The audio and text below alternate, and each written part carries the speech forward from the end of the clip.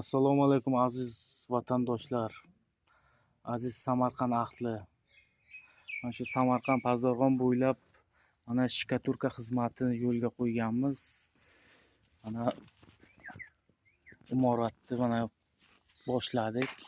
Hali yana ko'p jarayonlar ko'rsatib boraveramiz. Vatandoshlar, mana biz bir savob ishga bir qo'l urmoqchi bo'lyapmiz.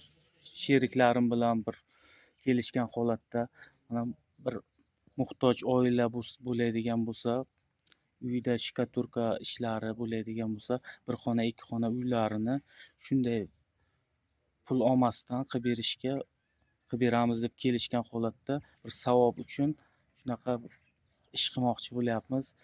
Agar shunaqa oilalar bo'ladigan bo'lsa, shu qiynalgan oilalar mana shu kommentariyaga yozinglar. Biz shu borib shikaturkalarini qilib berib kelamiz, xudo xohlasa. Bir xona ikki xona uylaringni shunday pul olmasdan shu faqat shu choyimizni qilib bersangiz bo'ldi.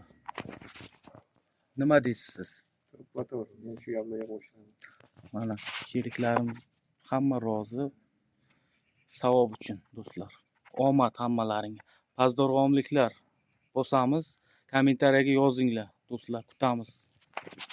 Mana biza ishxonamiz.